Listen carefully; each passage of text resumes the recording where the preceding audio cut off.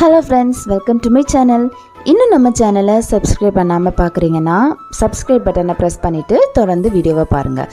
உங்களோட love and சப்போர்ட்க்கு என்னோட பெரிய தேங்க்ஸ். இன்றைக்கி ஒரு சூப்பரான ஹெல்த்தியான ரெசிபி பார்க்கலாம். சின்ன குழந்தைங்கள்லேருந்து பெரியவங்க வரைக்கும் சாப்பிடக்கூடிய ஒரு ஹெல்த்தியான ஃபுட்டு. சின்ன குழந்தைங்க நல்லா புஷ்டியாக நல்லா ஹெல்த்தியாக வளர்கிறதுக்கும் பெரியவங்களுக்கு ரொம்ப இளமையாக ரொம்ப உறுதியான உடம்பு வேணும்னா இந்த ஃபுட்டை நம்ம டெய்லி நம்ம உணவில் சேர்த்துக்கணுங்க. சத்துக்கள் நிறைந்த எல்லா தானியங்களையும் சேர்த்து நம்ம பவுடர் ஆக்கி அதை நம்ம டெய்லி யூஸ்க்கு நம்ம எந்த மாதிரி ஃபுட்டெல்லாம் ப்ரிப்பேர் பண்ணி நம்ம சாப்பிட்லாங்கிறத தான் இந்த வீடியோவில் நம்ம பார்க்க போகிறோம். நான் இங்கே கொடுத்துருக்குற எல்லா தானியங்களையும் நான் சொல்லியிருக்க மெஷர்மெண்ட்டில் வாங்கிக்கோங்க. நல்லா கழுவி வெயிலில் ஒரு நாள் காய வச்சு எடுத்துக்கோங்க. காய வச்சு எடுத்த தானியங்களை நம்ம லைட்டாக வறுத்து எடுத்துக்கணும். ரொம்ப நாள் ஸ்டோர் பண்ணி வைக்கிறதுக்காகவும் கொஞ்சம் நல்லா மணமாக இருக்கிறதுக்காகவும் நம்ம இந்த ப்ராசஸ் பண்ணுறோம். நான் இங்கே முக்கியமான தானியங்கள் மட்டும் தாங்க சேர்த்துருக்கேன். இன்னும் நிறைய தானியங்கள் இருக்குது, அதுவும் உங்களுக்கு சேர்த்துக்கணுன்னா நீங்கள் கண்டிப்பாக சேர்த்துக்கலாம். நான் இங்கே சேர்த்துருக்க தானியங்கள் மட்டுமே போதும், நம்ம உடம்புக்கு அவ்வளோ ஆரோக்கியம் தரும். எல்லா தானியங்களையும் லைட்டாக ஒரு வறுத்து எடுத்துக்கிட்டு நம்ம ஒரு தட்டில் போட்டு ஆற வச்சிடலாம். இந்த தானியங்கள் கூட நம்ம இன்னும் சத்துக்கள் நிறைந்த முந்திரி பருப்பு, பாதாம் பருப்பு, பொரிக்கடலை, நிலக்கடலை எல்லாமே சேர்த்துக்கலாம். நம்ம நட்ஸ்களையும் சேர்த்து நம்ம ஆட் பண்ணி நம்ம பவுடர் பண்ணிக்கிட்டோன்னா அந்த ஃபுட்டு இன்னும் ரொம்ப டேஸ்டியாக இருக்கும். தானியங்கள் எல்லாத்தையும் நல்லா வறுத்து எடுத்து நம்ம ரைஸ் மில்லில் கொண்டு போய் நல்லா பவுடர் ஆக்கிட்டு வந்துடலாம். இது ஒரு 2 கிலோ வரைக்கும் மாவு நமக்கு கிடைக்குங்க. இது நமக்கு ஒரு 3 months கிட்ட நமக்கு கண்டிப்பாக வரும். தேவைப்பட்டால் ஒருக்கா சளிச்சு எடுத்துக்கோங்க. மாவை நல்லா ஆற வச்சு ஒரு டப்பாவில் ஸ்டோர் பண்ணி வச்சுக்கோங்க. டெய்லி யூஸ்க்காக இந்த மாதிரி ஒரு சின்ன பாட்டிலில் நம்ம ஸ்டோர் பண்ணி வச்சுக்கலாம். மாவில் தண்ணி மட்டும் படாமல் பார்த்துக்கோங்க, இல்லைன்னா அது சீக்கிரமாக கெட்டு போயிடும். இந்த சத்து மாவு பவுடரை நம்ம டெய்லி யூஸ்க்கு எந்த மாதிரிலாம் ஃபுட்டில் ஆட் பண்ணி நம்ம சாப்பிட்லான்னு பார்க்கலாம். ஃபஸ்ட்டு இதை நம்ம டீ காஃபி எல்லாம் அவாய்ட் பண்ணிவிட்டு இந்த மாதிரி காஃபி ஆட்டு குடிக்கலாங்க.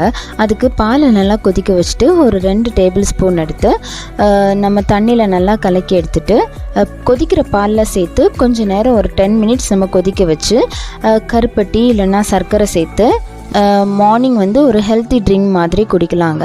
டீ காஃபி அவாய்ட் பண்ணிவிட்டு இந்த மாதிரி நம்ம குடிக்கலாம்.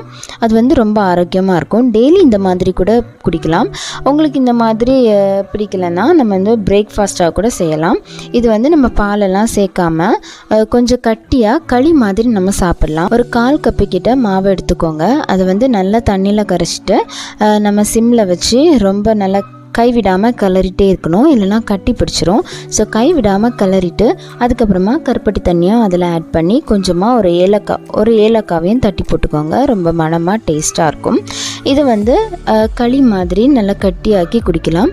கருப்பட்டி சர்க்கரை சேர்க்காமல் உப்பு கூட சேர்த்து இதை காலையில் பிரேக்ஃபாஸ்ட்டாக துவையல் இல்லைனாக்கி ஊறுகாய் வச்சு கூட சாப்பிட்லாம். அதுவும் ஒரு நல்ல ஹெல்த்தியான பிரேக்ஃபாஸ்ட்டாக இருக்கும். இந்த 2 டிஷ்ஷையுமே நம்ம காஃபி மாதிரியும் குழந்தைகளுக்கு கொடுக்கலாம், களி மாதிரியும் பிரேக்ஃபாஸ்ட்டாக கூட கொடுக்கலாம். எந்த ஒரு டிஷ்ஷுக்கு நம்ம இந்த சத்து மாவு ஆட் பண்ணாலும் அது நம்ம நல்லா வேக வச்சு தான் நம்ம எடுத்துக்கணும்.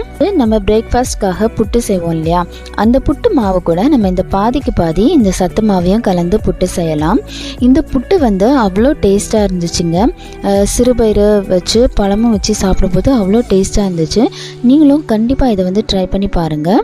நெக்ஸ்ட் டிஷ்ஷு என்னென்னா, நம்ம வீட்டில் பிரேக்ஃபாஸ்ட்காக பால் கொழுக்கட்டைலாம் செய்வோம் இல்லையா, அந்த பால் கொழுக்கட்டை செய்யும்போது அரிசி மாவு கூட இந்த சத்து மாவையும் ஒரு 2 டேபிள் ஸ்பூன் ஆட் பண்ணிக்கலாம். தேங்காய் சர்க்கரை எல்லாம் சேர்த்து நம்ம இதை உருண்டை பிடிச்சி பசும்பால் இல்லைன்னா தேங்காய் பாலில் வேக வச்சு நம்ம இதை ஒரு பிரேக்ஃபாஸ்ட்டாக எடுத்துக்கலாம். நெக்ஸ்ட்டு நம்ம இந்த சத்து மாவு தோசையாட்டு கூட ஊற்றலாங்க. நார்மலாக நம்ம தோசை மாவு இருந்துச்சுன்னா அது கூட இந்த சத்து மாவையும் கரைச்சி சேர்த்து நம்ம அதை ஒரு தோசை மாதிரி கூட சாப்பிட்லாம். அதுவும் ஒரு டிஃப்ரெண்ட்டான டேஸ்ட்டாக இருந்துச்சு. இந்த மாதிரி நம்ம சத்து மாவை நம்ம எல்லா ஒரு ஃபுட்டு கூட ஆட் பண்ணி நம்ம சாப்பிடும்போது டெய்லி நமக்கு அந்த ஒரு ஹெல்த்தி கிடைக்கும்.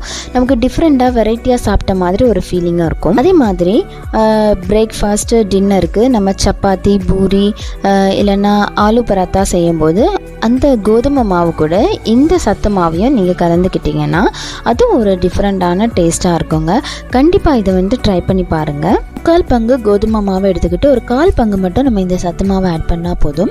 ரொம்ப சத்தான பூரி, சப்பாத்தி, ஆலு பராத்தாலாம் நம்ம செய்யலாங்க. இந்த காலத்தில் நம்ம ஃபாஸ்ட் ஃபுட், ஜங்க் ஃபுட்டுக்கெல்லாம் அடிமையாகி இந்த மாதிரி ஃபுட் எல்லாத்தையுமே நம்ம அப்படியே அடியோடு மறந்துட்டோம். இந்த தானியங்களில் நமக்கு உடம்புக்கு தேவையான சத்துக்கள், நோய் எதிர்ப்பு சக்தி, உடம்பு உறுதியாக்கக்கூடிய சக்தி எல்லாமே இந்த தானியங்களில் இருக்குங்க. நம்ம இந்த தானியங்களில் ஒரு நாளைக்கு ஒருக்கவாது நம்ம சாப்பிட்ற மாதிரி கண்டிப்பாக இதை நம்ம வாழ்க்கையில் நடைமுறைப்படுத்தணும். இந்த மாதிரி நம்ம பிரேக்ஃபாஸ்ட், டின்னருக்கெல்லாம் ஃபுட் வந்து ரெடி பண்ணும்போது இந்த சமாவை நம்ம அந்த ஃபுட்டு கூட நம்ம ஆட் பண்ணிக்கிட்டோன்னா நமக்கு அந்த தானியங்களோட சத்து நமக்கு டெய்லி கிடச்சிக்கிட்டே இருக்கும். நமக்கு வெரைட்டியாக சாப்பிட்ட ஒரு ஃபீலிங்காக இருக்குங்க. கண்டிப்பாக உங்கள் வீட்லேயும் நீங்கள் இந்த மல்டிகிரெயின், இந்த சத்து மாவு பொடியை ரெடி பண்ணி வச்சுட்டு இந்த மாதிரி விதவிதமாக வீட்டில் உள்ளவங்களுக்கு செஞ்சு கொடுங்க. இன்னும் இந்த சத்து மாவை எந்த மாதிரி டிஷ்லலாம் ஆட் பண்ணலான்னு உங்களுக்கு ஐடியா இருந்துச்சுன்னா கண்டிப்பாக கமெண்டில் மென்ஷன் பண்ணுங்கள். நானும் அதை ட்ரை பண்ணி பார்க்குறேன். ஹோம் மேக்கர் லோரா சேனலை சப்ஸ்கிரைப் பண்ணிடுங்க. உங்களோட அன்பும் ஆதரவும் எனக்கு எப்போவுமே தேவை. Keep supporting me.